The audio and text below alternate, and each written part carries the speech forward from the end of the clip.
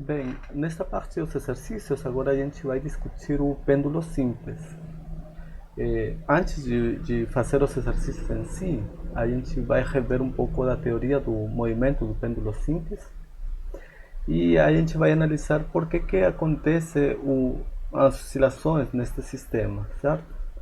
O sistema de um pêndulo simples é simplesmente uma massa pequena, né, que está sujeita a uma corda. E quando esta massa é retirada da posição de equilíbrio e deixada para oscilar, né, ela vai realizar este movimento, né, vai gerar oscilações. E a gente vai ver melhor por que acontecem estas oscilações, né, e de que elas dependem. Ou seja, o período dessas oscilações, a frequência delas, como estão relacionadas com as características deste sistema, certo? É, Depende do comprimento do pêndulo, talvez, ou da massa do pêndulo, certo? Se é mais massa, a gente espera que as oscilações sejam mais rápidas ou mais devagar. Então, isso a gente vai investigar aqui. O pêndulo é um sistema muito importante porque a gente vai ver que ele realiza uma oscilação completa em um tempo fixo sempre. Ou seja, após um certo tempo, ele volta ao mesmo ponto. Após o mesmo tempo, ele volta ao mesmo ponto. Então, isso possibilita para a gente medir o tempo, certo? É o protótipo de um relógio. Ele mede o tempo de uma oscilação e esse tempo sempre é o mesmo. Então, isso possibilita a gente comparar intervalos de tempo. A gente tem um instrumento para medir o tempo, certo? É o nosso primeiro relógio, digamos. E isso é importante para a teoria física, né, e em particular a dinâmica do movimento, é porque medindo o tempo a gente consegue medir as velocidades tendo os deslocamentos. Então isso vai ser importante para nós verificar as leis do movimento, certo? Bem, então a gente vai rever o pêndulo simples. E o pêndulo simples, como eu estava falando, né? Esse sistema aqui é uma massa M minúscula, digamos, presa a uma corda. Essa massa tem que ser pequena, ok? Para que seja um pêndulo simples. Se é muito grande, a gente chama ele de pêndulo físico e a gente vai ver mais na frente isso. Mas a gente vai supor que essa massa é uma massa pontual, uma massa pequena, ok? Ela está presa a essa corda que está sujeita a um ponto fixo aqui. E essa massinha, então, se encontra num ponto de equilíbrio no seu ponto mais baixo, certo? Este vai ser um ponto de equilíbrio onde a tensão da corda, né, que seria esse aqui, se vai equilibrar com a força da gravidade, certo? Então esse aqui é um ponto de equilíbrio onde a tensão se equilibra com a força da gravidade, certo? Ok, então esse aqui é nossa posição ou nosso ponto de equilíbrio e a gente vai retirar esse pêndulo desta posição de equilíbrio, vai tirar ele daqui e vai levar ele para um ponto fora do equilíbrio, certo? E a gente vai ver o que acontece nesse ponto fora do equilíbrio aqui. As forças neste ponto, de novo, é a força da gravidade, né? E a força da tensão, só que a tensão agora não pode anular a gravidade porque a tensão não é vertical agora. Agora a tensão faz um ângulo aqui com a vertical, né? Certo? Então agora a gente não pode anular a tensão com a força da gravidade e a gente tem que vai existir uma força resultante, certo? Então a gente tem que somar essas duas forças, a tensão e a gravidade, uma soma vetorial, né? Como são dois vetores, força, a soma dos dois vetores vai dar um outro vetor, que este vetor aqui é a força resultante, certo? E a gente vê então que essa força resultante é contrária ao deslocamento, né? O deslocamento foi para a direita e a força resultante é para a esquerda. Isso é uma força restitutiva que a gente chama, uma força que tenta restaurar o equilíbrio, que se opõe aos deslocamentos fora do equilíbrio, certo? Ela tenta levar o sistema de volta ao equilíbrio E são essas forças que a gente viu que geram as oscilações, certo? Porque elas tentam voltar para o ponto do equilíbrio estável, certo? Então a gente já está vendo aqui a existência da força restitutiva aqui. E essa força restitutiva então vai gerar oscilações, ok? Então vamos fazer a análise aqui das forças sobre o sistema, ok? Qual que seria a força resultante sobre o pêndulo, certo?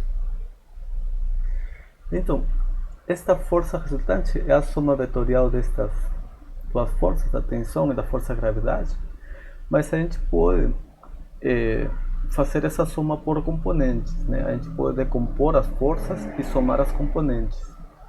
A forma mais simples de fazer isso é decompor, digamos, a força-gravidade aqui. A gente decompõe a força-gravidade numa força que está ao longo da tensão e uma força, uma componente, né, que é perpendicular à tensão, certo? Então, essa aqui é uma componente da força-gravidade ao longo da corda, essa componente da força-gravidade perpendicular à corda, ok? Bem, pela geometria, né, este ângulo θ vai ser este ângulo θ aqui, então esta componente vai ser mg cosseno de θ, né? É a componente ao longo da corda. Esta componente, a força-gravidade que está em preto, vai ser a força-gravidade vezes o seno de θ, certo? Bem, então a gente sabe que o movimento não é ao longo da linha da corda, né? Na verdade, o movimento é sempre acima da circunferência. Então a gente vai esperar que vai dizer que essa tensão com essa força-gravidade, esta componente, a força-gravidade se cancelam, né? Então a gente tem que a tensão vai se igualar à força-gravidade vezes cosseno de θ, né? E o que resta vai ser a força resultante. A força resultante vai ser esta única componente da gravidade que não se cancela. Então a força resultante vai ser Fg seno de θ, certo? Então a força resultante vai ser simplesmente mg seno de θ, ok? Esse aqui é o nosso primeiro resultado. A força resultante depende do ângulo e vai ser o peso da massinha, né? Vezes o seno do ângulo, o seno do deslocamento, certo? O deslocamento angular, ok? Bem, agora vamos analisar qual que é o deslocamento do corpo, certo? O deslocamento do pêndulo. Então, a gente vê que este deslocamento x, né, que a gente está colocando aqui, é um pedacinho de um arco de circunferência, né? A gente está dizendo que x vai ser essa medida de arco de circunferência para onde a bolinha foi. Então esse x vai ser o seno de θ, né? Desculpa. Esse x vai ser o comprimento do pêndulo vezes θ, certo? Porque o deslocamento, a distância x, é um arco de circunferência, certo? Ou seja, é um pedacinho do círculo,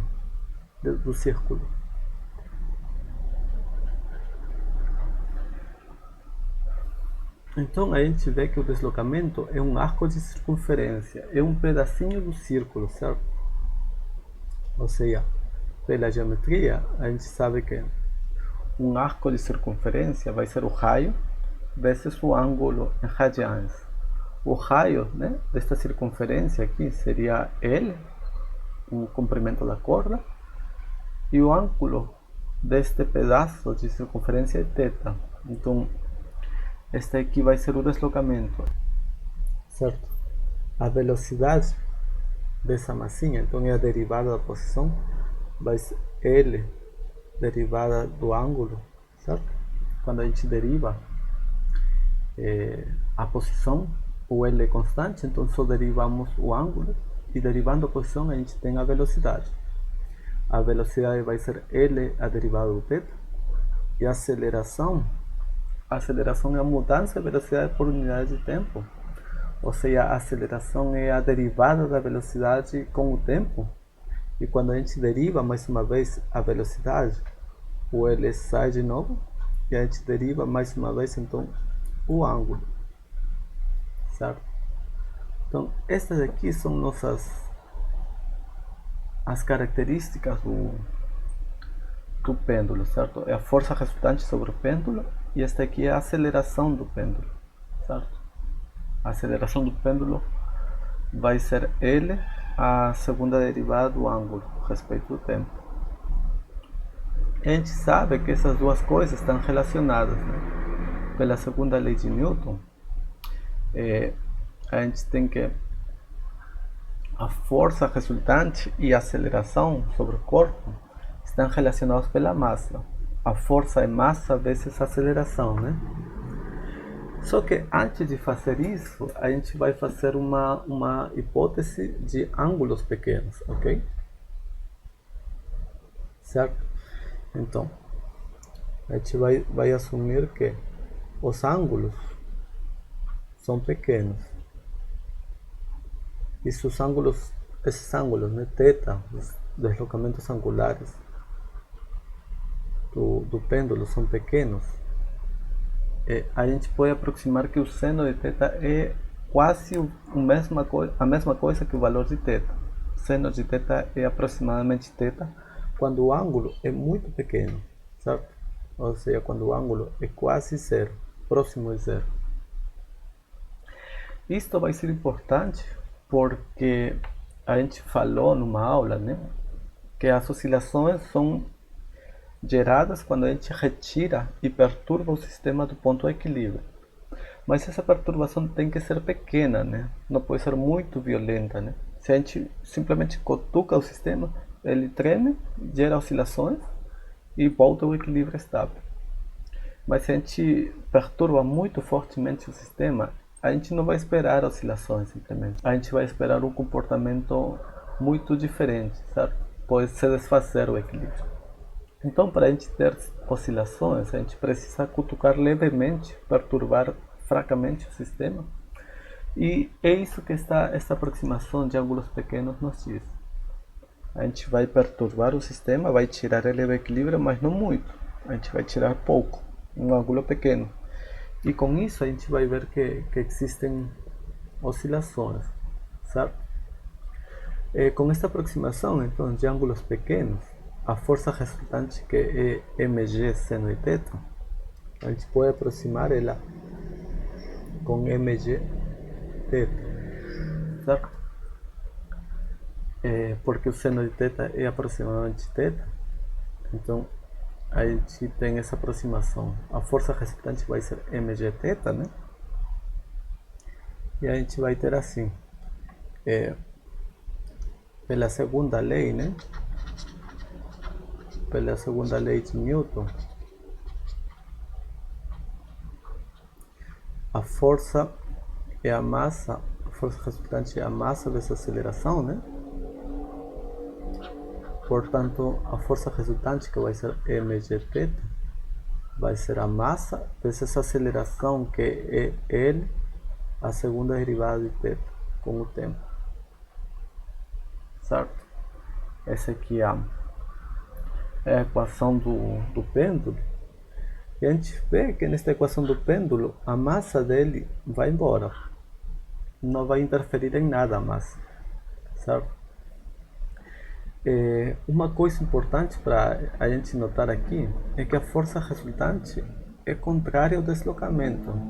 Então, na verdade, a força resultante a gente tem que colocar aqui com menos mg seno de θ, porque é uma força negativa que vai para a esquerda quando o deslocamento é para a direita, certo? Então, esse é um ponto muito importante. Esse sinal menos vai influenciar em muito a solução. E a gente pode simplesmente escrever isto desta forma, assim. Então, certo? A equação do pêndulo simples, a equação do movimento do pêndulo simples, vai ser que a segunda derivada do ângulo a respeito do tempo vai ser menos g sobre L vezes θ, certo? Só que esse g sobre L a gente vai escrever como w ao quadrado. Eu vou explicar por que isso. O mais importante é que vocês percebam o parecido desta equação com a equação do oscilador harmônico. A equação do oscilador harmônico é exatamente a mesma equação, mas θ era x, certo? Era o deslocamento horizontal da massa que está presa à mola. Então a gente tem a mesma equação, só que em vez de x a gente tem θ agora, certo? Então por isso que a gente vai ter, se a gente tem a mesma equação, a gente vai ter a mesma solução. Então a solução do oscilador harmônico do sistema massa-mola era uma posição que muda como um seno do tempo, né? Aqui a gente também vai ter uma solução do ângulo que muda como um seno do tempo, certo? Então esta aqui é a equação do pêndulo simples. E a gente já sabe que ela vai gerar oscilações, né? Certo? Sim. Aí, aqui a gente tem definido, né, a constante W. A gente colocou G sobre L, chamou isso de W ao quadrado. Então W é raiz de G sobre L, certo? A gente fez essa definição aqui acima, né? E a gente vai identificar isto como a frequência das oscilações do pêndulo, certo? Temos definido esta constante que vai ser identificada, né, como a frequência das oscilações, certo? A frequência do pêndulo. Então, a frequência do pêndulo depende da aceleração da gravidade, né, g, e do comprimento do pêndulo, certo? Essa frequência tem a ver com o número de oscilações por unidade de tempo. Quantas oscilações ele faz por um segundo, certo? Então, se a gente aumenta o comprimento do pêndulo, digamos, L, todo este termo diminui. Então, quando a gente aumenta o comprimento do pêndulo, ele é maior, a gente vê que a frequência é menor e, portanto, ele faz menos oscilações em um segundo. Ele vai mais devagar, certo? Um pêndulo grande. Se agora a gente diminui o comprimento, faz um pêndulo pequeno, quando a gente diminui o comprimento, todo esse termo vai aumenta, né? Então a frequência aumenta. Portanto, quando a gente tem um pêndulo muito pequenininho, curtinho, né? A frequência é alta. A frequência é alta quer dizer que ele faz muitas oscilações em um segundo. Então ele oscila muito mais rapidamente. Isso a gente pode perceber na experiência, né? Se a gente pega um pêndulo grande, ele vai devagar, digamos, mas à medida que a gente encurta o comprimento do pêndulo, ele vai oscilando cada vez mais rapidamente, né? Certo? Bem, a gente vai define essa frequência das oscilações pela solução. A gente definiu como raiz de G sobre L, para que aqui fique W ao quadrado. E com isto a gente tem as soluções, né? Certo? As soluções do movimento são do tipo em que o ângulo, né? O ângulo vai mudar no tempo. E para que a segunda derivada, derivando duas vezes esse ângulo, nos dê o próprio ângulo, mas com sinal menos, devido ao sinal menos da força restritiva que se opõe ao movimento, né? Para que a segunda derivada do ângulo nos dê o próprio ângulo com um sinal menos, esse ângulo só pode ser um seno do tempo ou um cosseno do tempo. Porque quando a gente deriva o seno duas vezes, vira menos seno, e quando a gente deriva o cosseno duas vezes, ele vira menos cosseno. Então, a solução mais geral vai ser o, o ângulo, vai ser certa constante, que a gente vai identificar como um ângulo máximo, né? Seno de WT mais φ, certo?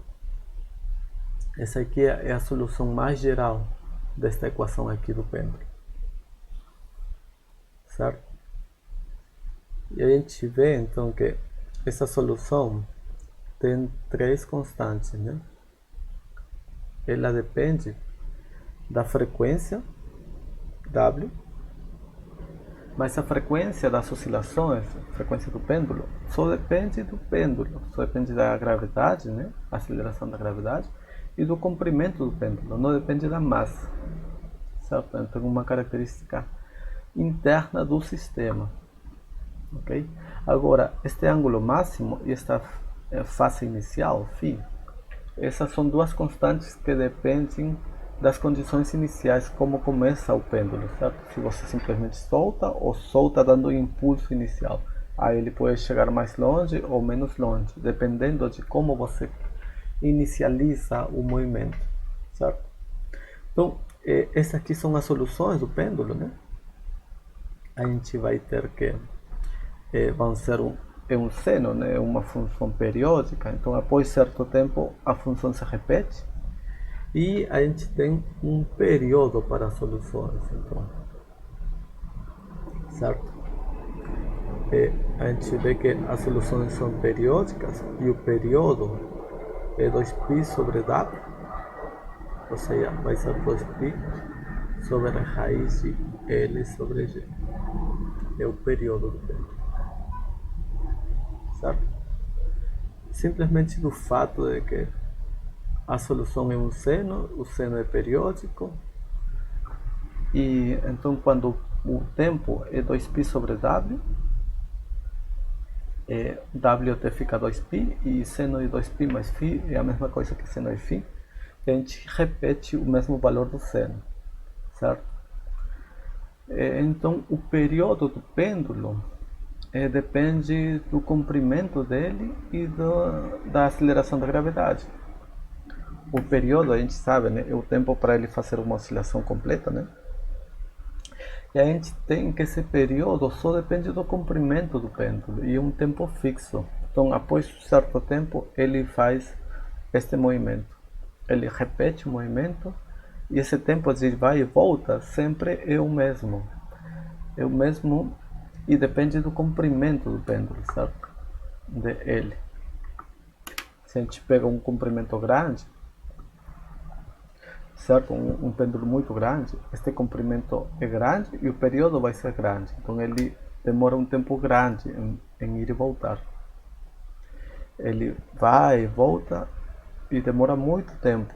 Um pêndulo grande. Agora, se a gente tem um pêndulo curtinho, pequeno, o período é pequeno, então ele demora pouco, ele vai e volta rapidamente, certo? Aqui é interessante notar que o período do pêndulo não depende da massa que você coloca no final dele, né? Não depende da massa que você coloca para oscilar. Você pode colocar 1 kg com um comprimento, ou pode colocar 10 kg com o mesmo comprimento. Se você solta 1 kg e 10 kg, eles vão ir e voltar no mesmo tempo. Não depende da massa, né? Certo? Isso é uma característica da aceleração da gravidade, né? Que ela atua de forma, acelera os corpos da mesma maneira, independente da massa, do formato e do volume, né? Certo? Então a força da gravidade vai levar a massa de 1 kg e a massa de 10 kg, se a gente solta da mesma forma, eles vão e voltam no mesmo tempo, se eles têm o mesmo comprimento do pêndulo, sabe? Então não depende da massa. Isso é uma coisa muito interessante deste ponto, certo? Então, essa aqui vai ser a maneira que a gente vai conseguir medir intervalos de tempo. É o nosso protótipo de relógio e a gente sabe, dado o comprimento do pêndulo, sabemos quanto tempo ele demora. Então a gente sabe, se a gente mede quantas oscilações aconteceram, certo, para um evento, a gente sabe quantos períodos passaram, então a gente sabe quanto tempo demorou esse evento, certo? O que estou falando é uma primeira aproximação, né, para um pêndulo pequeno, uma massa pequena, sujeita a uma corda. E quando a gente desloca ele pequenas oscilações, né? Se a gente desloca ele oscilações grandes, isso aqui não é mais válido, né? O seno de θ desta parte aqui não vai ser próximo de θ, então a força não vai ser m de θ. Então isso aqui só é somente válido desde que a gente desloque o pêndulo de pequenos ângulos, certo? Também uma aproximação que a gente está supondo aqui é que não existe ar no movimento do pêndulo, ou seja, não existe atrito, não existe desgaste de outras forças. As únicas forças são a força gravidade e a tensão.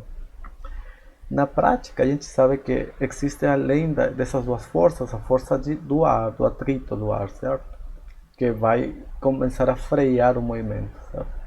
E então essa força de atrito vai gerar um amortecimento nas oscilações. Mas se a gente consegue desprezar os efeitos do ar, essas oscilações vão se manter por sempre, certo? Indo e voltando. Devido ao atrito, a gente vai perder energia mecânica e esse pêndulo em algum ponto vai terminar parando, ok? Bem, então essas aqui são as equações principais do pêndulo simples, certo? E eu vou aproveitar esta discussão para falar para vocês sobre as equações gerais das oscilações, ok? Então, todas as oscilações, né, têm uma equação do movimento. O oscilador harmônico tem uma equação do movimento, o pêndulo tem uma equação do movimento e qualquer sistema que oscile, que realize oscilações, vai ter uma equação de movimento, mas todas são a mesma, ou equivalentes, digamos. Todas as equações das oscilações vão ter este formato. É a derivada de uma função que muda no tempo, melhor dito, a segunda derivada dessa função é igual a menos certa constante w ao quadrado vezes a própria função, certo? Essa aqui é a solução, é a equação de todas as oscilações. E esta equação tem esta solução. A solução vai ser que a função que muda no tempo, né, vai ter certo valor máximo e vai ser o seno de Wt mais φ, para que quando a gente derive duas vezes essa função, ela nos dê a mesma função, mas com um sinal menos e um w quadrado aqui fora, ok? Então esta aqui é a equação geral das oscilações e esta aqui é a solução geral, certo? Nos casos específicos que a gente está vendo, né, a gente tem o seguinte aqui. Neste caso específico aqui do oscilador harmônico, né, a gente tem um sistema massa-mola que oscila, né? E esse sistema vai oscilar assim, né? Certo? A posição horizontal x vai para frente e para trás. Então, neste caso, a função f de t vai ser x de t. A função f é o deslocamento horizontal, né? E a frequência aqui das oscilações, a gente viu, né, é raiz de k sobre m, certo? As oscilações são movimentos horizontais e a frequência desse sistema depende da elasticidade da massa e da massa desse bloco aqui, certo? Agora, neste outro sistema, o pêndulo simples, a gente acabou de ver, né, que agora a frequência, quem oscila no tempo é o ângulo, certo? Ele vai oscilar para um lado e para o outro. Então, nossa função que muda no tempo e que oscila vai ser o ângulo, que vai ser uma função do tempo, né? E neste sistema, a gente tem a mesma equação de movimento. A segunda derivada do ângulo é menos w quadrado vezes o próprio ângulo. E este fator w quadrado vai ser a frequência, né? E a gente viu que da equação do pêndulo, a frequência é a raiz de g sobre L, né? A frequência é o fator que aparece aqui, né? Então, o pêndulo simples tem a mesma equação do movimento, só que neste caso F é o ângulo θ e a frequência W é a raiz de g sobre L, certo? Aqui a gente pode ter outras oscilações de um corpo imerso dentro de um fluido, certo? Este corpo, então, vai oscilar verticalmente, y, né? E aqui a gente não tem mola, não tem gravidade. Na verdade tem gravidade, sim. Mas aqui as oscilações são devido a forças de empuxo, devido a uma porção do líquido que está dentro, né? A força de empuxo e a gravidade se equilibram nesse ponto, mas se a gente tira o bloco desse equilíbrio, a força de empuxo aumenta, digamos, se a gente empurra ele para dentro, e a força de empuxo aumenta levando ele para cima. Então existe uma força restauradora do equilíbrio nesta situação, né? E a gente vai ter oscilações devido ao empuxo e à gravidade que se equilibram nesse ponto, mas fora dele elas geram forças restitutivas. Então aqui a função que oscila no tempo são deslocamentos verticais, né? Y vai mudar no tempo. E neste caso a frequência das oscilações vai ser raiz da área deste bloco aqui, a área que está imersa aqui embaixo, vezes a gravidade, vezes a densidade do líquido, dividido pela massa, certo?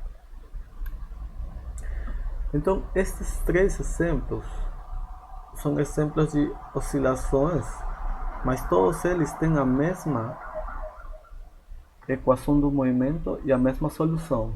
A única coisa que muda é qual é a variável que oscila. É o x, é o θ ou é o y, né? E também muda quem é a frequência natural do sistema. A frequência natural do sistema depende das características intrínsecas do sistema. A elasticidade e a massa aqui, né? No pêndulo seria o comprimento do pêndulo e a aceleração da gravidade.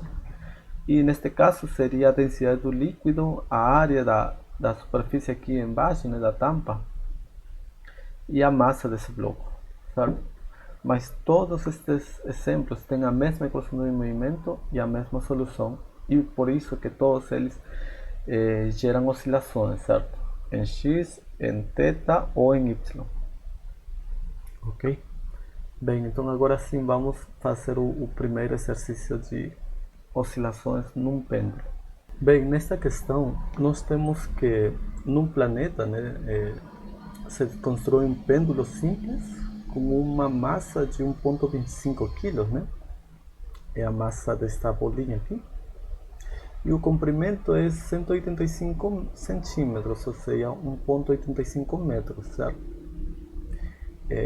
Este pêndulo vai ser liberado, certo? A partir do repouso, digamos aqui, velocidade zero. E ele leva 1,42 segundos em oscilar um ângulo de 12,5 graus e então volta a ter velocidade igual a zero, que é esse ponto aqui, certo? Então ele começa aqui, percorre este ângulo e volta a ter velocidade zero. Então esse ângulo é o dobro do ângulo máximo das oscilações, né? E a gente tem que então este ângulo que está aparecendo no desenho aqui, esse θ todo, é o ângulo de 12,5 graus que eles falam.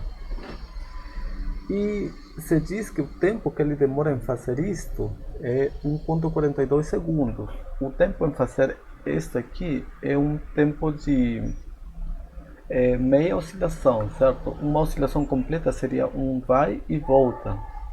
o tempo dele vai é simplesmente a metade de uma oscilação, então vai ser a metade do período, o período do tempo completo, de vai e volta. Então, aqui a gente tem que o tempo sobre 2, melhor dito, o período, a metade do período vai ser esse tempo dele ir, e esse aqui vai ser 1,42 segundos dos dados da questão. Então a gente tem o comprimento, a massa e o período do pêndulo a partir daqui, né? Certo? E daqui então a gente tem das equações que a gente acabou de ver, né? A frequência é W é raiz de G sobre L, né? E o período é 2π sobre W, né? Ou seja, o período vai ser 2π raiz de L sobre G, certo? Então a gente tem o período daqui, né? Temos o comprimento e daí a gente pode encontrar G. Só que o ponto importante desta questão é que este G não é 9,81 metros por segundo ao quadrado. Este G não é a aceleração da gravidade na Terra. O valor da aceleração da gravidade é 9,81 aqui na Terra, porque o raio da Terra tem certo valor, a massa da Terra tem certo valor, e isso determina como que caem os corpos perto da superfície da Terra. Isso determina, então, a aceleração da gravidade aqui na Terra. Mas aqui se diz que a gente está num outro planeta, né? O planeta Newtônia, né? Então, neste outro planeta, a gente vai ter outra aceleração da gravidade, certo? Que estou chamando de G de P, a aceleração da gravidade do planeta. Isso que vai aparecer aqui, então. A aceleração da gravidade do planeta. E com o período e o comprimento do pêndulo, o tempo que ele demora e o comprimento dele, a gente pode obter o valor da aceleração da gravidade nesse planeta, certo? G de P. E isso vai nos dar uma informação acerca desse planeta, quão massivo ele é, né? Se ele é muito massivo, a aceleração da gravidade é maior, e se ele é pequeno, é compacto, também a aceleração da gravidade vai ser maior. Então a aceleração da gravidade nesse planeta depende da massa desse planeta e do raio desse planeta, certo? Só que na questão nos diz que a circunferência de Newtônia mede 51.400 km, ou seja, 2π vezes o raio de Newtônia, do raio do planeta, é 51.400 km, e se pede a massa dele, né? Certo? Então a gente sabe que um corpo aqui, quando a gente coloca uma massinha M perto da superfície do planeta, ele vai ter uma força de gravidade, né? Que a gente viu da lei universal de Newton, da atração gravitacional, vai ser mg, onde esse g é a aceleração da gravidade do planeta, certo? Então, a aceleração da gravidade, né, no planeta, a aceleração da gravidade nesse planeta é g de p, e que vai ser a constante, a gravitação universal g, né, a constante de Newton, vezes a massa desse planeta, dividido pelo raio do planeta, certo? Ao quadrado, que é o raio do planeta ao quadrado. Então, dada a massa e dado o raio, a gente conhece a aceleração. Mas, neste caso, a gente tem a aceleração da gravidade e se nos está pedindo a massa do planeta. Então, tendo a aceleração da gravidade, né, do experimento com o pêndulo, a gente tira a aceleração da gravidade. Tendo este valor, então, a gente conhece a constante de gravitação universal, e conhecemos o raio porque conhecemos a circunferência do planeta. Então a gente pode conseguir encontrar a massa. Bem, então desta análise com o pêndulo, né, das oscilações do pêndulo na superfície desse planeta, a gente pode inferir o valor da aceleração da gravidade neste planeta, certo? Então, resolvendo aqui, isolando o valor da aceleração da gravidade, a gente vai ter que a aceleração da gravidade é 4π ao quadrado vezes L sobre o período ao quadrado, certo? Mas isto tem que ser igual a G vezes a massa do planeta sobre o raio do planeta ao quadrado, certo? Então, igualando a aceleração da gravidade do pêndulo com a aceleração da gravidade que a gente espera da teoria de Newton, né? Da gravitação universal de Newton, a gente vai ter que G vezes a massa do planeta sobre o raio do planeta ao quadrado tem que ser igual a 4π ao quadrado vezes L sobre o período do pêndulo. Então, a massa do planeta pode ser obtida aqui, 4π ao quadrado L vezes o raio do planeta ao quadrado sobre G, o período ao quadrado do planeta. A gente tem todas as informações, temos o comprimento do pêndulo, né? É 1,85 metros.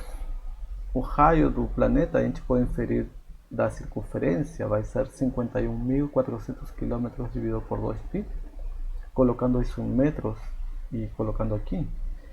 E o período também, a gente conhece aqui, a metade do período é 1,42, o período vai ser 2,84 segundos, e a constante da gravitação universal é G, é 6,67 vezes 10 a menos 11 Newton por metros ao quadrado dividido por quilos ao quadrado. Considerando tudo no sistema internacional, comprimentos em metros, tempos em segundos, massas em quilos, né? A gente vai ter que a massa do planeta vai ser 9,08 vezes 10 a 24 quilos, certo? Então, esse aqui vai ser o resultado desta questão. Esta questão é interessante porque ela junta nosso conhecimento de gravitação que a gente viu, né, com a parte de oscilações de um pêndulo, né? Então, é desta maneira que a gente consegue medir a massa de um planeta, a massa da Terra, por exemplo. A gente mede o tempo das oscilações de um pêndulo, o comprimento dele. Com isso, a gente obtém o valor da aceleração da gravidade. E conhecendo o raio da Terra, né, a gente pode inferir o valor da massa, né? Se a gente tem o raio da Terra, a gente pode calcular a massa, pesar a massa, né? O raio da Terra foi medido desde os gregos antigos, né? Desde Eratóstenes. Então, assim que a gente calcula a massa de um planeta, certo? Bem, então essa seria esta primeira questão aqui.